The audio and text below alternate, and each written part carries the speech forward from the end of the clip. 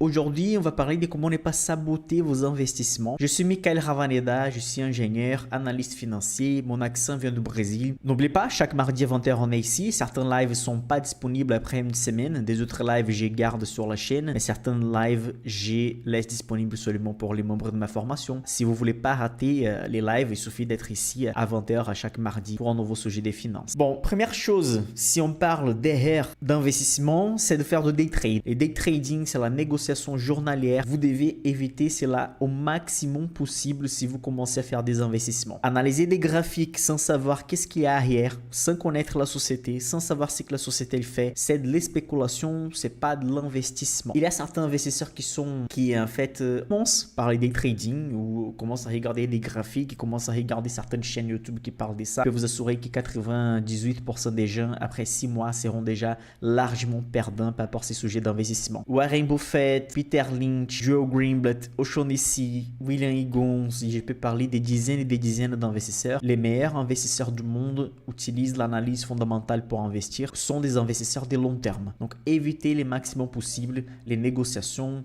et l'investissement de court terme. Ici, vous avez un graphique qui montre exactement ce que je viens de dire. Normalement, sur la deuxième catégorie ici du triangle de la pyramide, vous avez 40% des day traders sont perdants après un mois d'investissement. 80% quittent les marchés après 2 ans d'investissement des court terme. Seulement 7% des gens restent après 5 ans et seulement 1% des gens sont gagnants net des frais après une période de 5 ans. Je ne suis pas contre l'analyse technique, mais je peux vous assurer que pour 95% des investisseurs, peut-être 99% des gens, ça c'est pas utile. Les gens qui maîtrisent même pas l'analyse fondamentale, c'est quelque chose d'un peu plus simple parce que justement on analyse sur les longs termes, on n'est pas pressé. L'analyse elle est plus simple déjà que l'analyse technique. Si vous maîtrisez même pas l'analyse fondamentale, il n'y a pas de raison d'aller sur l'analyse technique. Ici, c'est une autre erreur classique. Il y a beaucoup d'investisseurs qui changent de stratégie tous les temps. Il y a certains investisseurs qui commencent avec une stratégie ETF. Des autres commencent avec les stratégies à dividendes, des autres vont commencer avec les leaders du marché,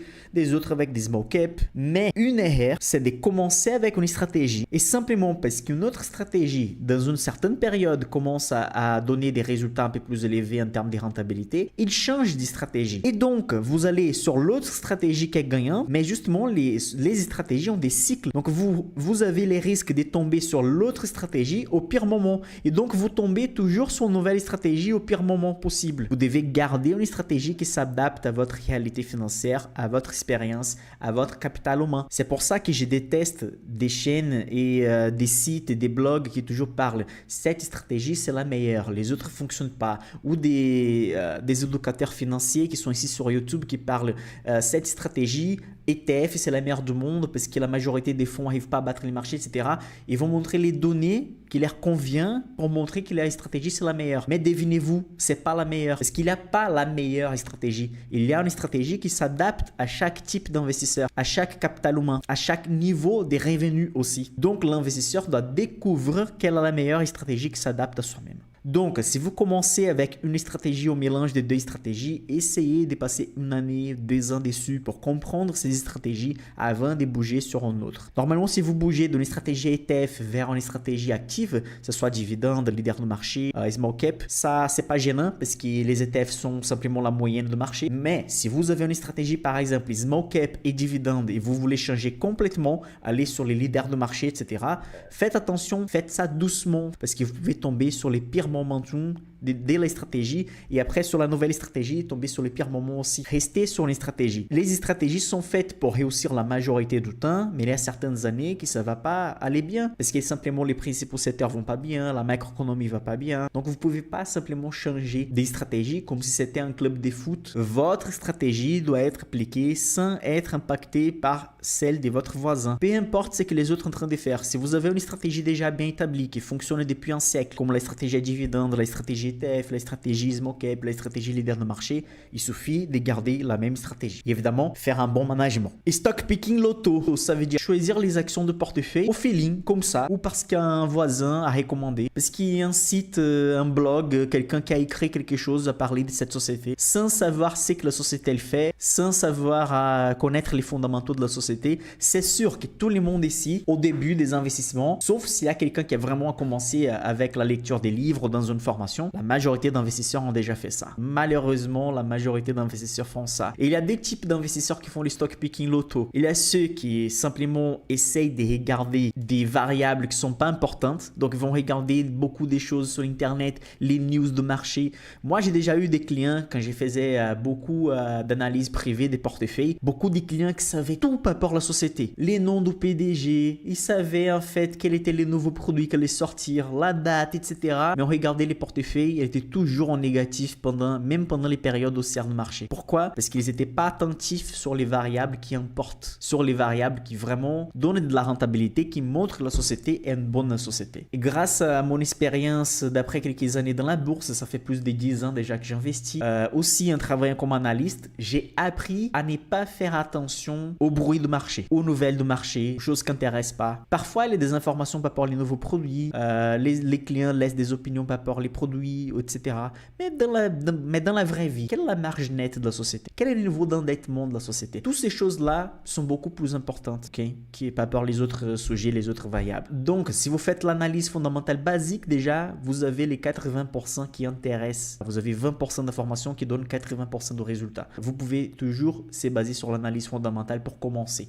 Les restes vont être complémentaires. Et aussi, il y a les investisseurs que j'appelle des investisseurs micro-ondes. Il y a des gens qui passent plus de temps sur l'internet pour changer des micro-ondes, changer des télés, changer des jeux vidéo, que pour faire des investissements qui vont représenter tous les futurs financiers de son patrimoine, les futurs financiers de sa famille. Il y a des gens qui passent 2, 3, 4 jours en train de chercher chez Amazon, Fnac, Darty, je sais pas où, pour acheter un jeu vidéo, un nouvel écran, un micro-ondes. Mais pour investir 400 euros, 300 euros, 500 euros, parfois 1000 euros par mois, les gens ne passent même pas 5 minutes. Si vous devez faire des investissements et si vous devez faire les meilleurs investissements possibles, à la place de dépenser du temps avec des choses qui n'importent pas, vous devez dépenser du temps, au moins 1 heure par mois, en investissant, en regardant, en simplement en train de lire des choses qui importent pour vos investissements. Ce que vous devez faire donc, étudier les fondamentaux des sociétés. Comme j'ai déjà dit, sur mon site, il y a un e-book gratuit, il y a des livres comme des Peter Lynch, il y a ma formation pour ceux qui souhaitent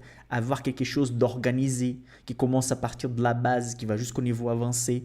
Mais étudier, c'est fondamental. Donc, vous devez connaître ce que c'est la marge nette, les retours sur capital propre, les niveaux d'endettement. Ils sont des ratios simples. Vous n'avez pas besoin d'être en costume, pas besoin d'être un analyste financier pour faire cela. Tout le monde doit avoir un minimum de bases financières. Et commencer avec les ratios fondamentaux, c'est vraiment la base. Il y a certains investisseurs ici, c'est pour ceux qui ont fait plus d'expérience déjà, qui analysent les prix cibles de la société avant de faire l'analyse fondamentale. Vous savez, par exemple, vous rentrez sur certains sites et c'est écrit: les analystes pensent que l'action totale doit valoir 60. Et maintenant, elle est à 50, donc ça veut dire qu'on a un potentiel de hausse, donc je vais acheter la société. Faire ce type d'analyse en analysant la société, simplement en regardant les opinions et les prix cibles, c'est pas les bons schémas à faire. On doit d'abord faire l'analyse fondamentale et après regarder les prix cibles. Et diversification et diversification, les mots utilisés par Peter Lynch. Diversification, c'est un jeu de mots en anglicisme. Worst en anglais, c'est pire. Donc, Peter Lynch, il disait qu'on ne peut pas faire la diversification. Ça veut dire faire une diversification juste pour diversifier. Ajouter une nouvelle société, pas simplement parce qu'elle est une bonne société, mais simplement parce que vous avez besoin de diversifier. Vous voulez juste ajouter une société de plus. Et c'est ça qu'on ne doit pas faire. On doit simplement ajouter une société dans les portefeuilles. Si elle a un potentiel élevé et un potentiel des mêmes niveaux ou sinon supérieur déjà par rapport aux autres sociétés qui sont déjà présentes dans les portefeuilles. Pourquoi je vais ajouter une société dans les portefeuilles qui n'a pas les mêmes potentiels que les autres qui sont déjà dans les portefeuilles? Et la fameuse courbe de diversification, au-delà d'une trentaine d'actions, vous n'ajoutez pas de la diversification. Pourquoi, Michael? Qu'est-ce que ces graphiques il montrent? Il montre les risques qui sont mesurés avec la volatilité. Okay? Donc, combien les portefeuilles peuvent bouger par rapport au nombre d'actions disponibles dans les portefeuilles. Si vous avez une seule action, évidemment, qu'elle peut bouger énormément vers les bas, vers les hauts, Avec 2 actions, ça commence à tomber la quantité de la volatilité. Pourquoi? Avec 2 actions dans les portefeuilles, une peut monter 10%, l'autre peut tomber 5%, mais ça fait déjà une moyenne. Donc au fur et à mesure que vous ajoutez des sociétés dans les portefeuilles, la volatilité commence à diminuer. Et ça arrive à un certain niveau, au-delà des 30 actions, 40 actions, qu'on ne peut pas diminuer la volatilité. Le marché va continuer à bouger. Donc ça veut dire qu'il y a un risque quand même ici qu'on ne peut pas diminuer, même si on ajoute une centaine de sociétés ou 1000 sociétés dans les portefeuilles. Quel est ces risques ici? Ces risques ici, c'est les risques du marché. S'il y a une bombe nucléaire qui tombe maintenant dans quelque part dans le monde et un conflit commence, la bourse mondiale complète va tomber. Ça, c'est les risques du marché. C'est les risques intrinsèques des variables qu'on ne peut pas maîtriser. Et qu'est-ce que c'est les risques spécifiques de la société? À la place d'avoir 10 sociétés de finances, je peux avoir des finances, des sociétés de luxe, des sociétés de consommation, des sociétés de santé. Parce que s'il y a une crise dans un secteur spécifique, pas de souci, j'ai des autres sociétés. C'est pour ça que si j'ajoute 20, 25, 30 sociétés, c'est très utile pour les portefeuilles. Mais au-delà des 30 ou 40 sociétés, vous n'ajoutez pas de la diversification. Et en plus que ça, vous faites un management qui devient plus complexe parce que c'est très difficile de manager un portefeuille avec 40, 50, 60 actions. Si vous avez un portefeuille avec plus de 50 actions, vous devez faire quelque chose pour changer ça. Et ici, je vous laisse ma recommandation. Vous allez faire une liste des numéros 1 jusqu'à la dernière société et vous allez écrire dans le top 1 quelle est la société que vous avez plus confiance, qui a un potentiel élevé. Et vous allez faire ça jusqu'à la société numéro 50. Si la société est dans le numéro 50, vous êtes d'accord avec moi que la société numéro 1, 2, 3, 4 a plus de potentiel, ils sont plus importantes et vous croyez plus. Donc pourquoi vous aviez la société 50? Il suffit de la vendre et acheter un peu plus de la société numéro 1, société numéro 2, société numéro 3. Réagir à court terme. J'ai reçu une question sur Instagram, ça fait 2 ou 3 jours, qui disait « Michael, l'action que j'ai achetée vient de tomber 20%. Je la vends. » Mais je ne sais pas. Pourquoi tu as acheté cette société? Elle est tombée parce que les fondamentaux ne sont plus bons ou elle est tombée parce qu'il y a une spéculation? Si vous achetez sans connaître la bonne raison de pourquoi elle fait partie de votre portefeuille, si vous avez acheté et si vous ne savez pas la réponse, comment moi je vais savoir? Moi, comme analyste financier, je peux analyser cette société aujourd'hui et dire c'est une société qui a de potentiel ou il n'y a pas de potentiel à cause de ça, ça, ça, ça et ça. Mais comment je peux savoir si vous devez vendre une société si je ne connais pas ton prix d'achat, les poids de la société dans les portefeuilles, quelle stratégie vous utilisez, quel est votre capital humain? Donc, avant d'acheter, vous devez connaître la société.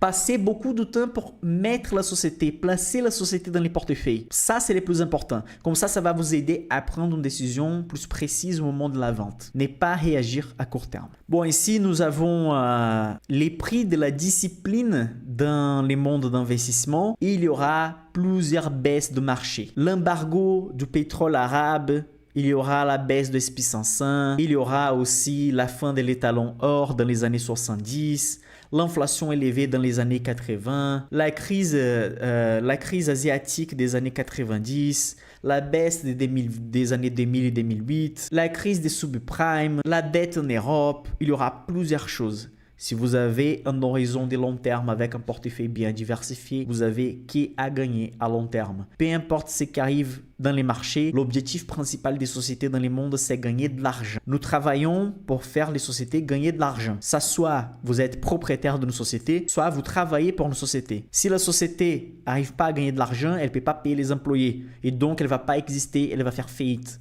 Le monde, il est fait par des sociétés. L'État a un boulot très petit à côté des sociétés dans les mondes, parce que même les impôts sont générés par les sociétés. Après, évidemment, on a besoin des bons politiciens pour savoir appliquer ces montants d'argent-là. Mais la bourse, elle est intrinsèquement gagnante sur le long terme. Il faut placer ça dans la tête et savoir que plus longtemps vous restez dans les marchés, plus grande c'est la probabilité d'accumuler des rentabilités et de minimiser les risques. Il y a des investisseurs qui prennent des risques démesurés. C'est quoi un risque démesuré? Quelqu'un est en train de perdre avec quelques sociétés dans les portefeuilles et donc il décide de concentrer et acheter encore plus pour récupérer l'argent perdu. Ça, c'est une des pires choses que vous pouvez faire. Si vous avez une société perdante dans les portefeuilles, c'est que c'est normal. Vous devez simplement accepter la perte si la société a perdu les fondamentaux ou vous devez la renforcer si les fondamentaux sont encore bons. Mais il ne faut jamais concentrer 40% du poids sur une action, la nouvelle pépite de marché, parce que comme ça, vous allez essayer de récupérer l'argent perdu. Non. Déjà, vous devez éviter les erreurs. Mais si vous faites des erreurs, il faut que ce soit avec une quantité d'argent, entre guillemets, mensurable et un risque mesuré. L'investisseur affiché ici, comme beaucoup d'autres, un gérant des fonds d'investissement qui a battu les marchés largement pendant quelques années avant la crise de 2008. C'est un investisseur qui a tout perdu, presque tout perdu pendant la crise de 2008 parce que simplement, il a placé la moitié de son fonds d'investissement sur des sociétés financières, justement les sociétés qui ont baissé pendant la période de 2008. Donc, même si vous êtes un bon investisseur, vous avez une bonne stratégie, il ne faut pas avoir un niveau de confiance très élevé et penser que vous pouvez maîtriser toutes les variables de marché. Moi, comme investisseur, comme analyste financier, j'ai par exemple une dizaine de sociétés, 12 sociétés dans un portefeuille, 11 sociétés dans un autre portefeuille small cap. Mon avis, mon envie en fait, c'est de placer la majorité des poids sur 3 ou 4 sociétés que j'y crois beaucoup et point barre. Mais déjà, je vais augmenter les risques de diversification, les risques sectoriels et aussi les risques qui dépendent ça.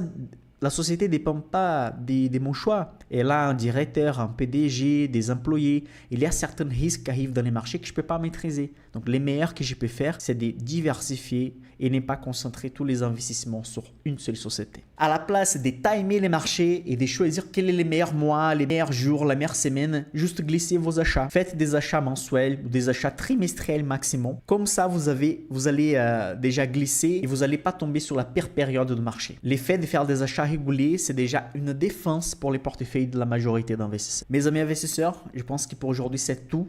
Vous avez dans la description de la vidéo les liens pour faire partie des insiders. N'oubliez pas que ça va clôturer très bientôt les places disponibles. Vous avez les liens WhatsApp si vous voulez poser des questions aussi à mon équipe, n'hésitez pas. J'ai pas changé encore pour cette présentation, mais c'est mailclubdevaleurs@gmail.com. On n'utilise plus. C'est équipe.clubdevaleurs@gmail.com. Ok, si vous avez des questions par rapport à la formation, etc. N'hésitez pas à aller sur Instagram @clubdevaleurs pour poser vos questions et interagir avec moi. On se voit très prochainement sur une nouvelle vidéo.